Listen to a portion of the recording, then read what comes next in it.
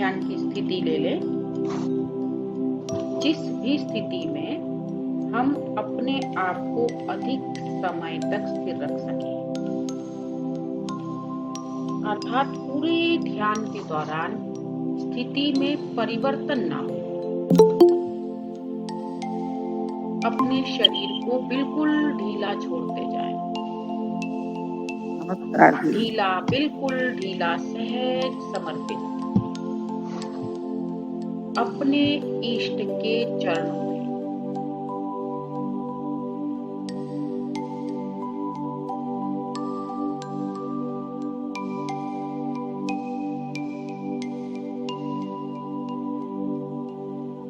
अपने श्वास के साथ धीरे धीरे गहरा उतरते जाएं।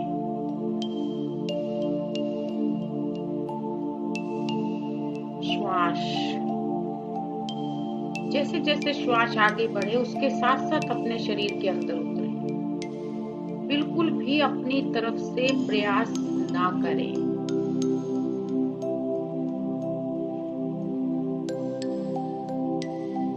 धीरे धीरे श्वास बाहर।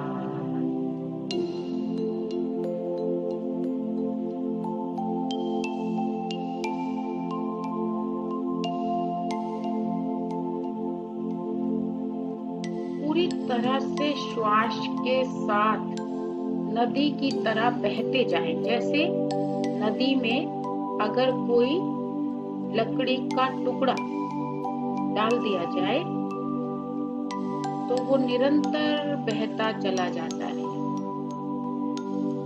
बिल्कुल उसी तरह से श्वास के साथ बहते चले जाएं।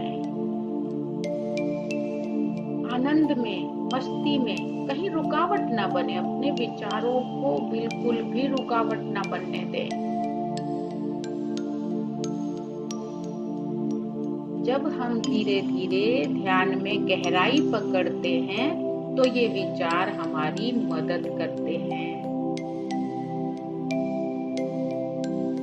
तो ये विचार स्वतः ही हमारा रास्ता छोड़ देते हैं। बहुत आनंद आएगा इसे भी महसूस करने में कि आप चाह रहे हैं विचारों को लाना और विचार आपके पास नहीं भटक रहे। केवल साक्षी भाव से विचारों को देखते जाएं और चलते चले जाने दें। जो भी नदी में आ जाता है वो सब बहता चला जाता है। बिल्कुल उसी तरह से श्वासों के साथ अविरल धारा में बहते जाएं।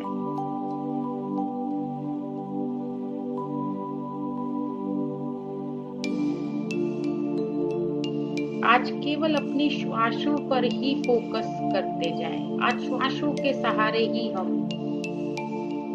जैसे एक नट एक ही खंभे पर कभी ऊपर कभी नीचे, कभी ऊपर कभी नीचे चढ़ता है, उतरता है, चढ़ता है, उतरता है। बिल्कुल उसी तरह से धीरे धीरे श्वास बाहर बहुत आनंद के साथ महसूस करते जाएं।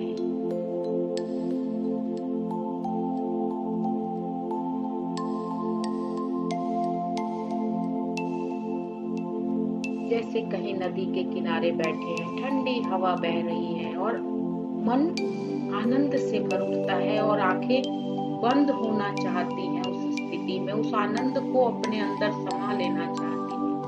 वही स्थिति अपनी इस समय श्वासों के किनारे पर बैठकर श्वासों के साथ अपने आप को भी बहते हुए देखते जाएं। धीरे धीरे श्वास अंदर। छोटा सा बालक जब संसार में आता है तो उस नन्हे बालक की क्या स्थिति होती है जब वो अपनी माँ के गर्भ में होता है, चारों तरफ से सुरक्षित।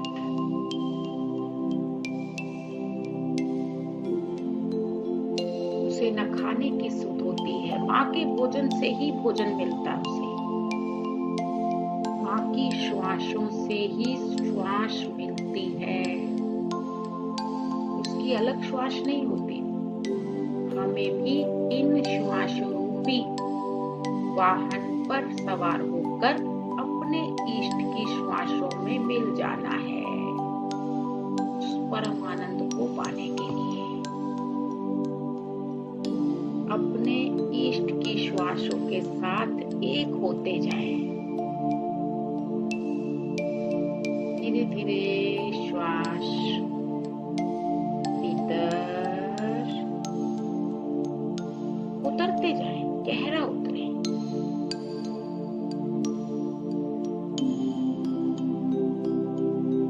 क्योंकि नदी को जहां ढलान मिलती है, नदी वहीं बह निकलती है। इसलिए जहां शरीर में विकार न होंगे, जहां तनाव न होगा, वहीं पर ये श्वासें, ये ऊर्जा बह निकलेगी। तो करें रिक्त अपने आप को, अपने पात्र को रिक्त रखें। कोई भी अनावश्यक विचार अपने ऊपर हावी ना होने दें। चाहे वो रोग का विचार हो, चाहे वो परिस्थितियों का विकार हो, चाहे वो पारिवारिक परेशानी का विकार हो, विचार हो, उसे बिल्कुल भी अपने इष्ट के स्थान से परिवर्तित ना करें। अपने इष्ट का स्थान, वो आनंद का स्थान, वो आनंद वर्षा का स्थान, उसे रिक्त रखें। बरसने दें उस इष्ट को अपने अंदर। परिस्थितियां तो इष्ट के ही कंट्रोल में है। तो फिर हम अपने इष्ट की चिंता को, अपने इष्ट की जिम्मेवारी को अपने ऊपर क्यों उठाएं? समर्पित हो जाए केवल श्वासों के साथ उस नन्हे से गर्भस्थ शिशु की तरह केवल समर्पित। वो बालक अपने हाथ पैर नहीं मारता खाने के लिए, पीने के लिए। वो बालक बिल्कुल निश्चिंत, क्योंकि वो अपनी माँ के गर्भ में है।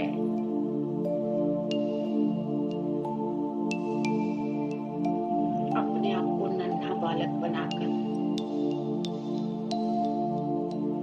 उस इष्ट के श्वासों में रख दें।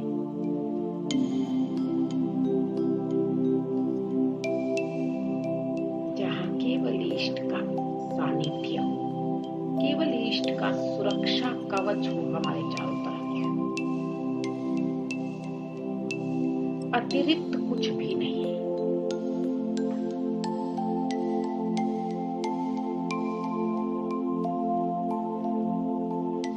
केवल श्वास। और धीरे धीरे हम पाएंगे यही श्वासें हमारे इष्ट की श्वासों में परिवर्तित हो गई है।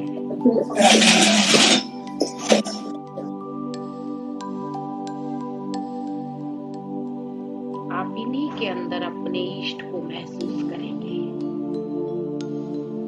केवल समर्पित होते जाएं अपने श्वास के साथ साथ, महसूस करते जाएं इन श्वासों को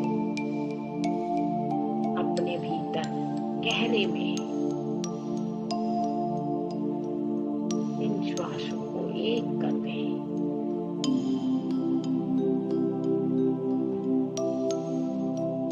नदी अपनी गति से बहती है। नदी कभी विरोध नहीं करती। हम जीवन में परिस्थितियों को पकड़कर बैठ जाते हैं। मैं ये कर दूंगा, मैंने ये किया, मैंने वो किया।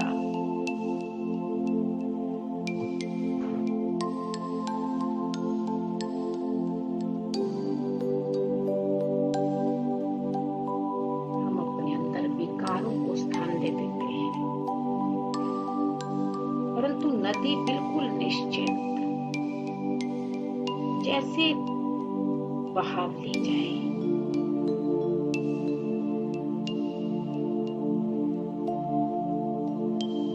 आपने कभी देखा हो नदी में जब नाव विपरीत दिशा में चलती है तो उसे बहुत ताकत लगानी पड़ती है धारा के विपरीत जाने के लिए।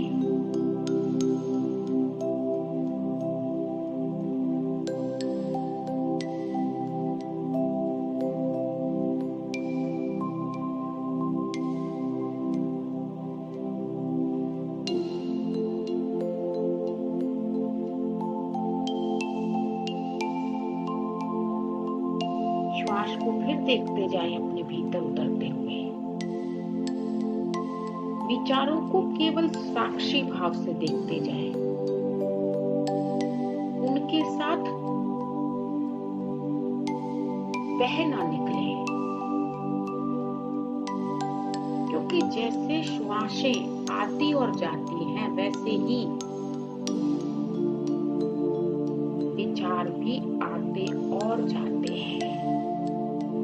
विचारों का भी निरंतर यही कार्य है।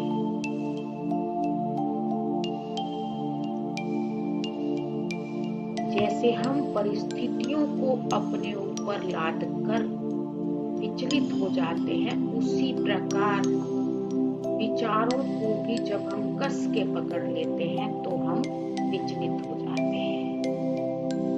पहले हमारा दायरा केवल शरीर का होता है। हमें अपने शरीर से प्यार हो जाता है, शरीर से मोह हो जाता है।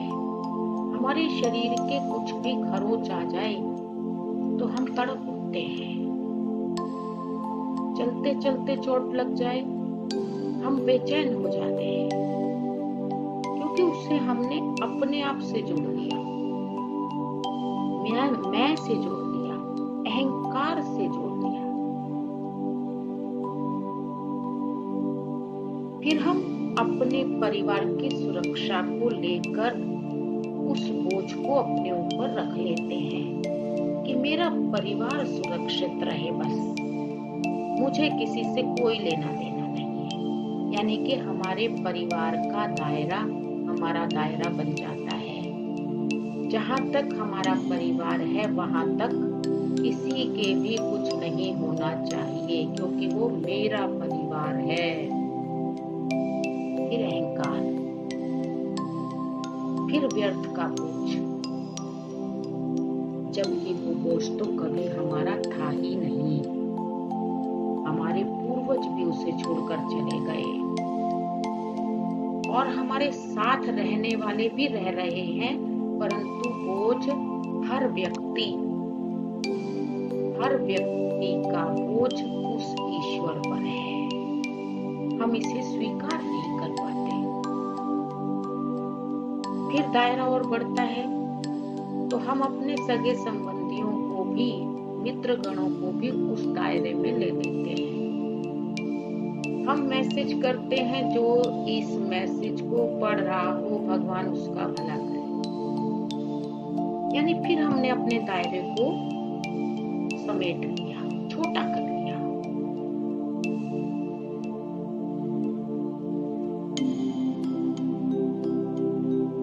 हम अपने दायरे बनाते हैं।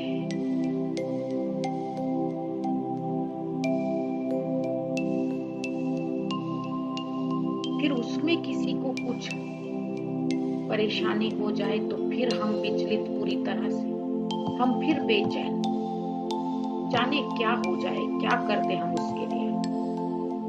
लेकिन होनी तब भी प्रबल है और तब भी प्रबल थी।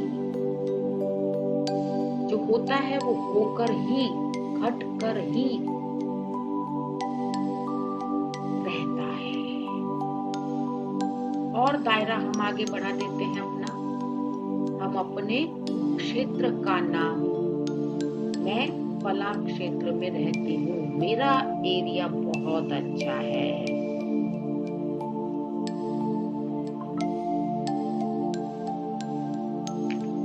Hello hello, 1 kilo Kurkure. Same वैसे ही मदर डेयरी, कम ना पड़ जाए इसलिए। दही लानी है ना 1 किलो।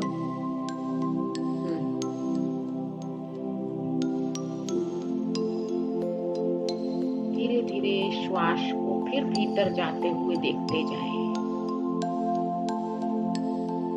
पूरा गहराई में देखते जाएं। हम फिर अपना दायरा बढ़ा देते हैं। हमें लगता है, हम अपने अंदर अहंकार भर लेते हैं कि मेरा जो एरिया है, जहां मैं रहती हूँ, जहां हम रहते हैं, उससे अच्छा कोई एरिया है ही नहीं। ये मेरा एरिया है। हमारे एरिया में तो पूरे 24 घंटे बिजली पानी आता है। फिर मेरा, फिर मैं, यानी हम अपने दायरे को अपने अनुरूप बढ़ाते रहते हैं और घटाते रहते हैं। जब हमें और लोग हमारे समक्ष खड़े दिखते हैं तो हम एरिया में विभाजित हो जाते हैं। तब हम अपने मैं को, अपने परिवार को भूल जाते हैं। अपने सगे संबंधी, अपने मित्रों के दायरे को भूलकर ऊपर उठ जाते हैं। फिर हम और एरिया बना देते हैं और आगे दायरे बना देते हैं। मेरा शहर, मेरा शहर, सब कुछ है यहाँ पर।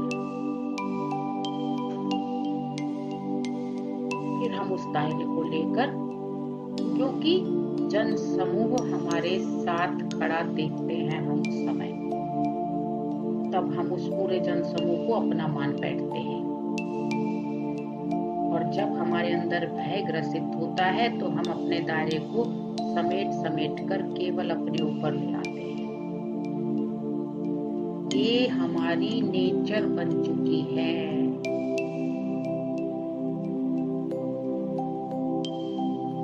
श्वास फिर भीतर।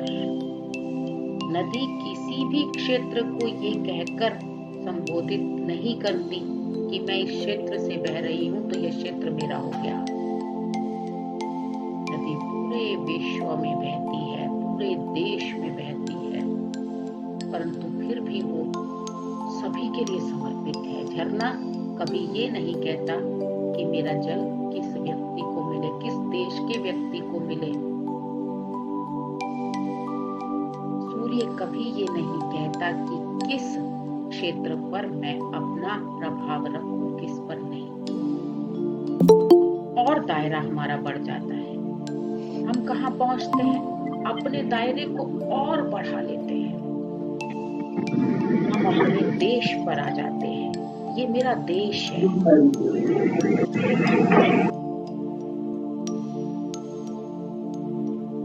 मेरे देश के लिए मैं मर मिटने को तैयार हूँ।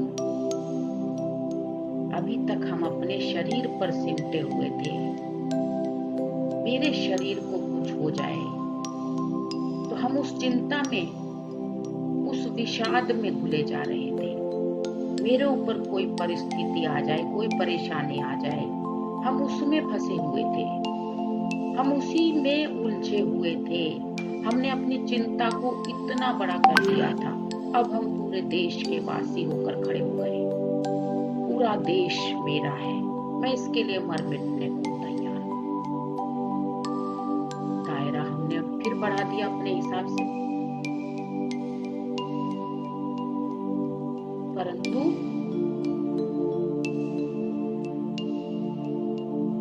पूरे विश्व के, पूरे इस ब्रह्मांड की ऊर्जा के उस निराकार स्वरूप का एक अंश है हम, जहां पर ना कोई मैं है, ना मेरा परिवार है, ना कोई मेरा शहर है, ना कोई मेरा देश है,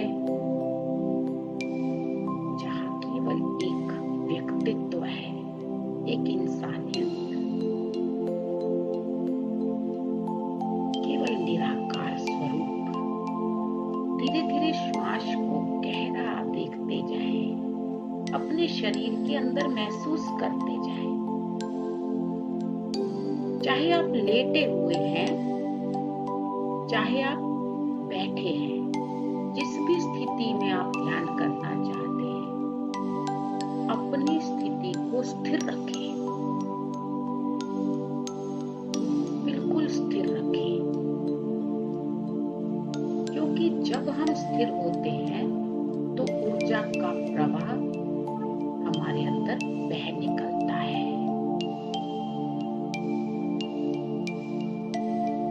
अगर लेटे हैं तो आप तकिया हटा लें, क्योंकि शरीर, हमारी रीढ़ बिल्कुल समतल सतह पर होनी चाहिए। दोनों पैरों में अंतर, दोनों हथेलियां आसमान की ओर, दोनों हाथ शरीर के दाएं बाएं थोड़ी सी दूरी पर, हथेलियों का रुख आसमान की ओर, पैरों में 1 से 1.5 फीट का फासला। बिल्कुल ढीला छोड़ दे शरीर को। तकिया हटा लें, चश्मा लगा है चश्मा हटा लें। समर्पित कर दें अपने आप को इष्ट के चरणों में।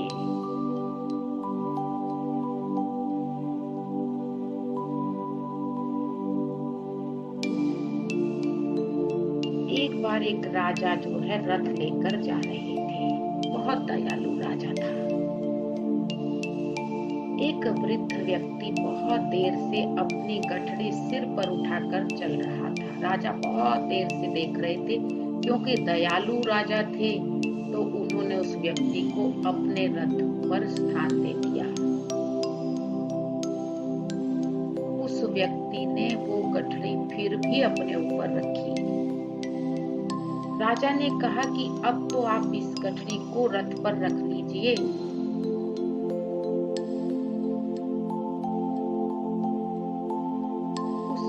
ने कहा, नहीं, रथ पर 2-2 बोझ रखकर मैं क्या करूंगा? कम से कम अपना बोझ तो मैं उठा लूं। ये हम सबकी दशा है। हम सब इसी दशा में राजा के रथ पर सवार हैं, फिर भी अपनी गठरी को सिर पर उठाकर बैठे हैं, जबकि गठड़ी का बोझ भी राजा के रथ पर है और उस शरीर का बोझ भी। केवल इतनी सी बात को हमें अपने मन में बिठाना है कि जो भी हमने अपने ऊपर चिंता रूपी, विचारों रूपी, जो हमने अपने ऊपर ये बोझ रखा है, कल क्या होगा? जबकि बोझ तो स्वयं ईश्वर ने उठा रखा है, तो चिंता तो ईश्वर को होनी चाहिए। लेकिन हम अपनी गठरी अपने सिर पर रख के रखते हैं।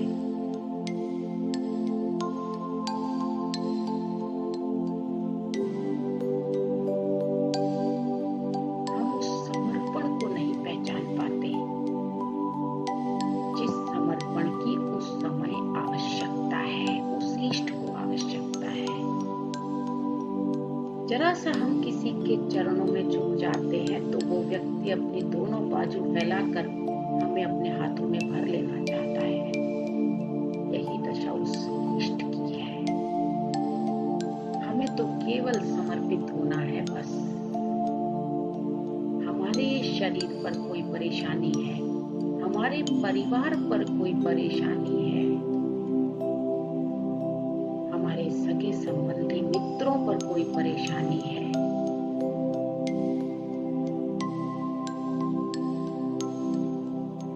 वो सब तो उसी की रची हुई है। और हमें लगता है कि शायद बोझ उठाकर हम इस परेशानी को कम कर रहे हैं। केवल समर्पण। अपनी श्वासों के साथ ऐसे बहते जाएं, इतने हल्के हो जाएं जैसे नदी में बहता हुआ जल। कुछ भी हो, सब कुछ बहा कर ले जाता है। केवल अपने आप को समर्पित कर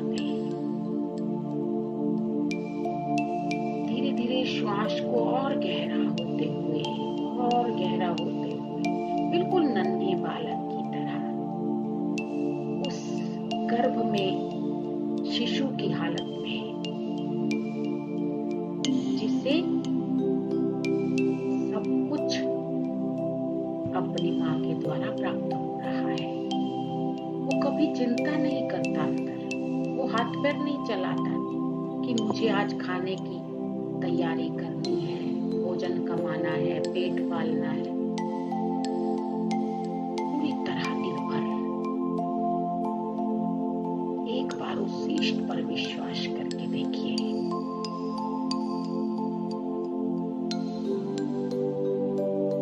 उस नन्हे बालक की तरह अपने आप को समर्पित करके देखिए, जिसकी श्वासें भी अपनी माँ के श्वासों से ही आती है। ध्यान में हमारी श्वासें भी इष्ट की श्वासों में परिवर्तित हो जाती हैं। गहरे ध्यान में हमें आभास होता है कि हमारी श्वासें बिल्कुल थम गई हैं, और जब श्वासें थम गई हैं तो हमारे इष्ट की श्वास हमारे अंदर उस समय विचरण कर रही है। आप इसे बहुत अच्छी तरह महसूस कर पाएंगे।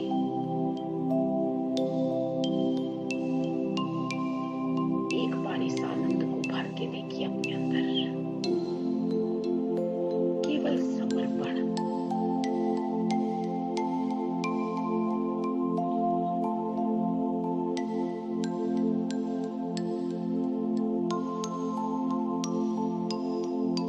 धीरे धीरे श्वास को भीतर जाते हुए महसूस करते जाएं। इस समय आपकी श्वासें बिल्कुल सम हैं।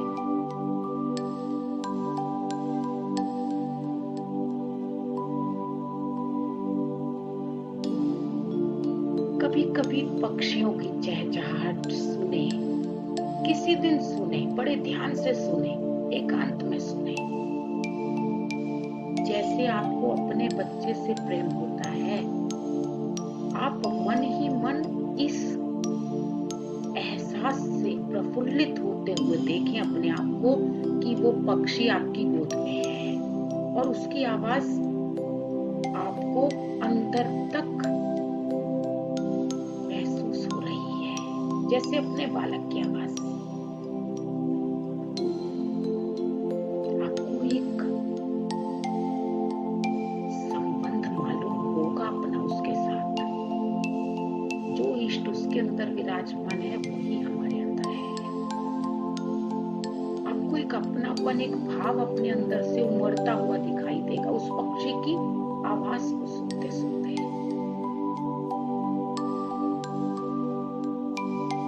कोशिश करके देखें, कभी पक्षी की आवाज सुनाई दे रही हो, अपने आप को मौन में उतार दें, समर्पित कर दें पहले अपने आप को, फिर उस आवाज से जुड़ जाएं, फिर आप उसे महसूस करें।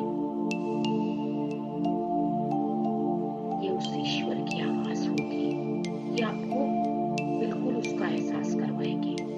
आपका पूरा ध्यान उस पक्षी की आवाज पर फोकस हो जाएगा और वो आवाज आपको इतनी मधुर लगेगी मानो ईश्वर आपके पास उतर आए हैं।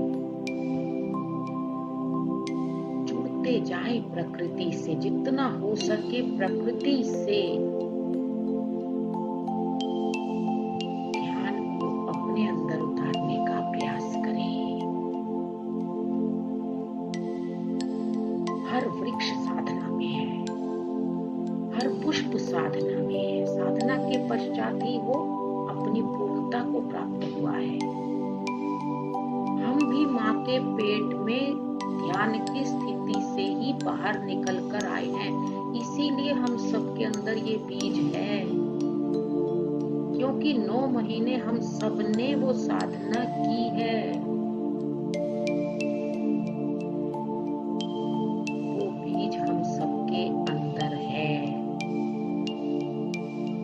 केवल उसे अंकुरित करने के लिए थोड़े से प्रयास की आवश्यकता है, थोड़ा सा मिट्टी खाद पानी की आवश्यकता है। अपने उस शरीर के अंदर रखे हुए उस बीज को पहचाने। हमारा पहला कदम ध्यान से ही शुरू हुआ था। हम इस पृथ्वी पर जब पहले दिन माँ के गर्भ में आए थे तो हमारी साधना शुरू हो गई थी।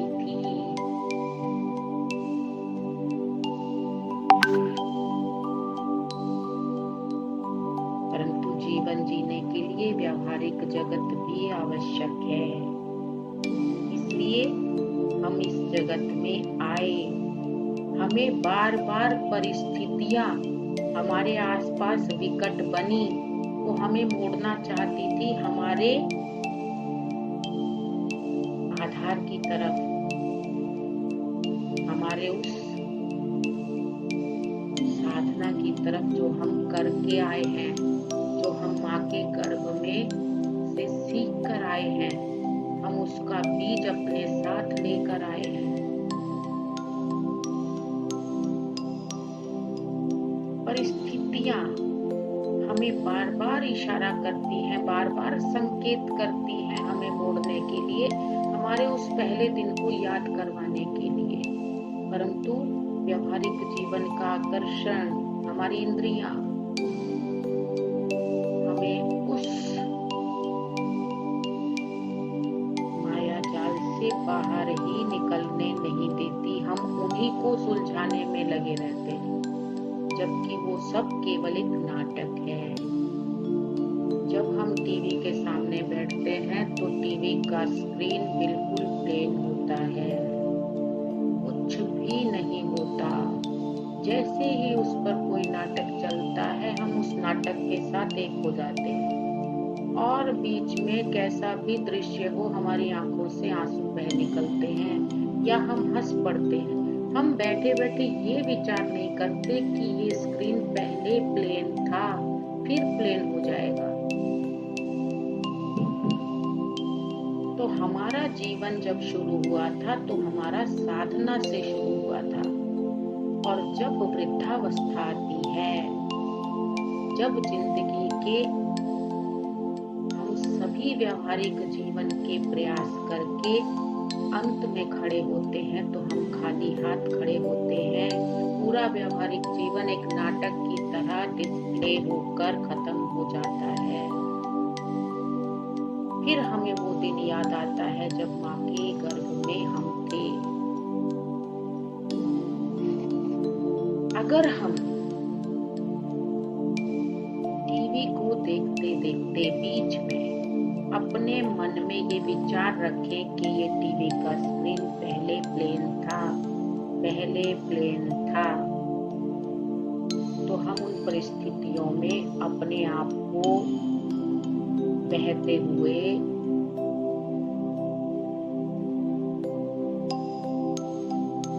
या बहने के तरीके से बचा पाएंगे।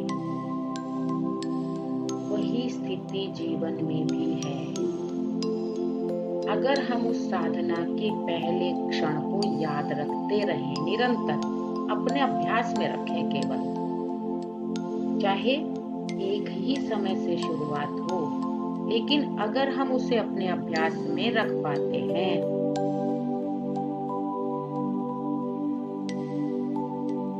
तो हमारे जीवन की परिस्थितियां धीरे धीरे सहज होती चली जाती हैं। परिस्थितियां हमारे गुलाम हो जाती हैं। आप इसे बिल्कुल अनुभव करेंगे, केवल थोड़े से प्रयास से।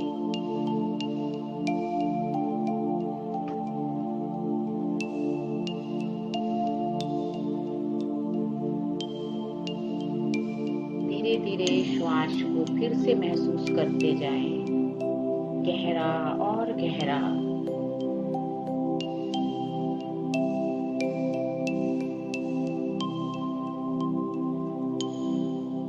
आपको करना कुछ भी नहीं है, केवल जन्म के पहले समय की साधना, गर्भ की साधना को, उस स्थिति को अपने जीवन में उतारना है। तब आप माँ के आंचल में थे, तब आप माँ के संरक्षण में थे, और अब आप अपने उस इष्ट के संरक्षण में हैं। ध्यान के निरंतर अभ्यास, तो केवल समर्पण। केवल समर्पण। ढीला छोड़ते जाएं पूरे शरीर को, श्वासों को निरंतर देखते जाएं। ऊर्जा तो ऐसे बह निकलेगी मानो कभी से प्रयास कर रही हो शरीर में उतरने का। केवल थोड़ा स्थान खाली करना पड़ा, विचारों से रिक्त करना पड़ा। और जैसे जैसे विचारों से हम रिक्त होते जाएंगे, ये ऊर्जा अपना प्रवेश हमारे अंदर सुगमता से कर पाएगी।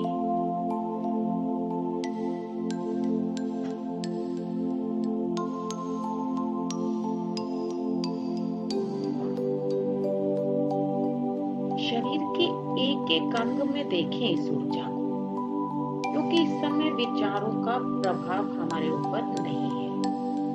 धीरे धीरे जितना हम ध्यान की गहराई में उतरते जाएंगे, विचारों का प्रभाव धीरे धीरे धीरे धीरे अपने आप ही कम होता जाएगा, जिससे हमारे विकार, भय का विकार, काम, क्रोध, लोभ, मोह, ईर्ष्या का विकार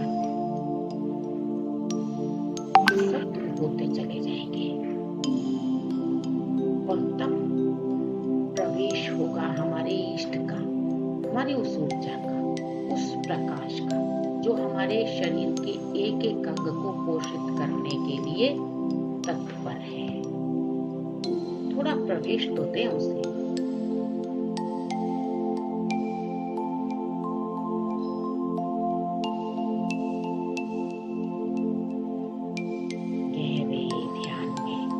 आपके शरीर के एक एक अंग में ये प्रकाश पूरी तरह से भर गया है।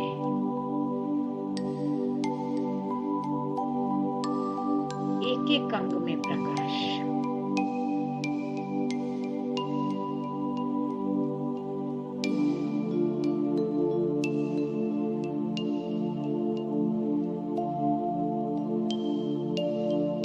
आपका पूरा आसन।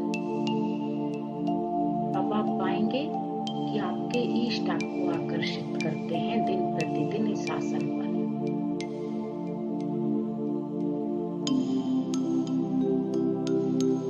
पूरा कमरा प्रकाश से भर गया है। आप एक सुरक्षा कवच में हैं इस समय। अपने पूरे घर के ऊपर इस ऊर्जा को प्रवाहित होते हुए देखें।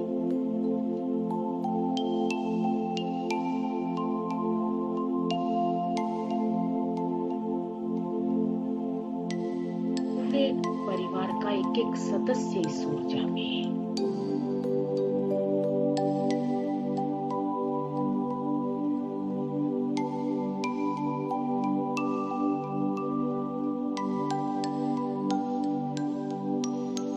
चाहे कोई सदस्य आपके पास रहता हो या ना रहता हो, जहां पर भी हो, क्योंकि उसका आपके साथ संबंध है, तो ऊर्जा का प्रभाव उस व्यक्ति पर भी अवश्य आएगा, चाहे वो कहीं पर भी हो।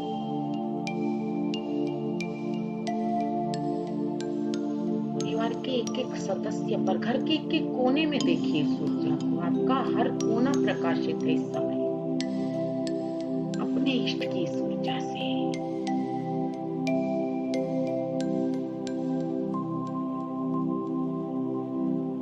केवल इस ऊर्जा के दम पर ही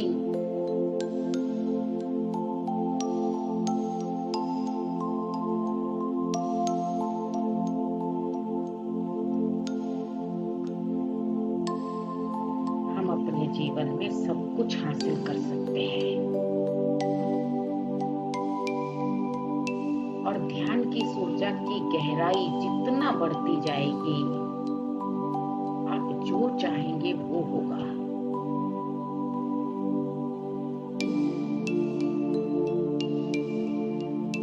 पूरा विश्व इस ऊर्जा में हमारे साथ।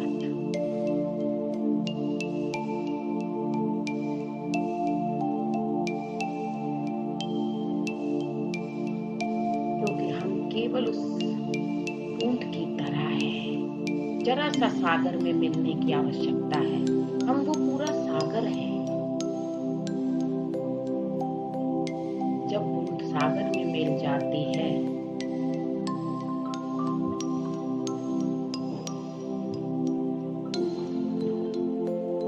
हाँ बेटा नहीं नहीं नहीं नहीं वो कुछ नहीं लाना, गुलाब जामुन वगैरह कुछ नहीं लाना।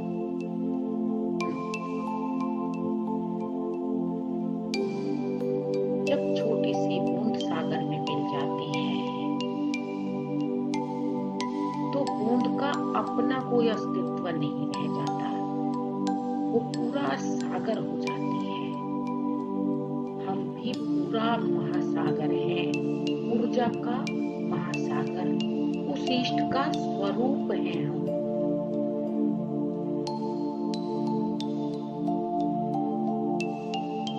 जैसे हम आकाश को देखना चाहें तो एक मटके के अंदर भी वही आकाश होता है और मटके के बाहर भी, केवल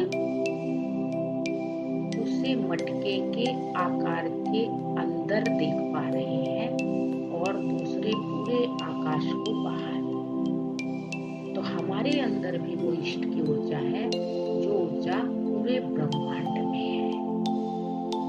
इसीलिए ध्यान में हम अपनी उस ऊर्जा से एक हो जाते हैं, हम वो पूरा महासागर ऊर्जा का बन जाते हैं।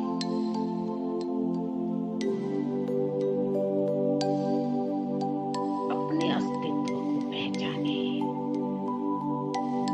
देर ना करें, एक श्वास ही काफी है इसके लिए। तो हमें बहुत अधिक श्वासों की आवश्यकता नहीं है, लेकिन हम भाग्यशाली हैं कि हमारा कदम इस रास्ते पर पड़ गया।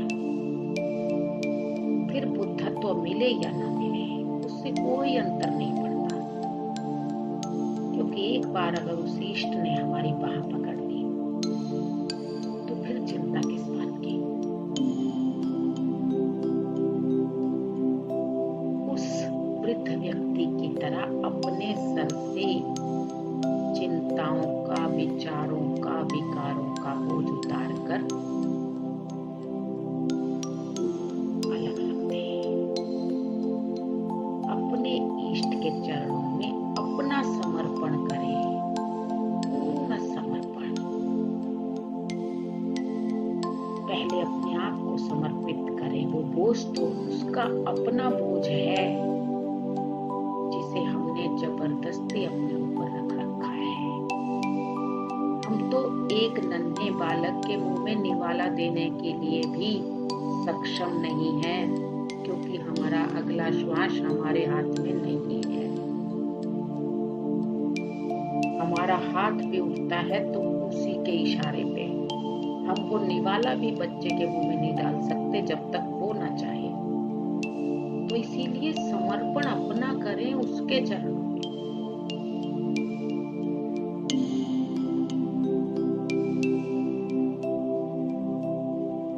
भूल जाएं अपने जीवन की परिस्थितियों को,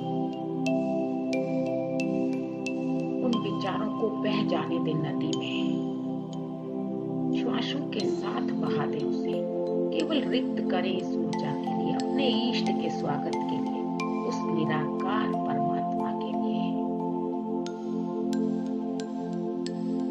नदी महासागर में मिलने के लिए आतुर होती है,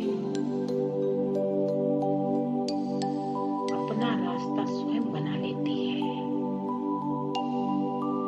और मिल जाती है अंत में उस सागर में। बिल्कुल उसी तरह हमें भी अपने इष्ट में समाहित होना है। ब्रह्मांडीय ऊर्जा इस समय हमारे सहस्त्रार्ध के ऊपर, सिर के ऊपर आप महसूस करें, एक पिरामिड के रूप में। जहां जहां जो जो व्यक्ति आज परिस्थिति वश संकट में है, उन सब पर इस ऊर्जा के प्रभाव को महसूस करें।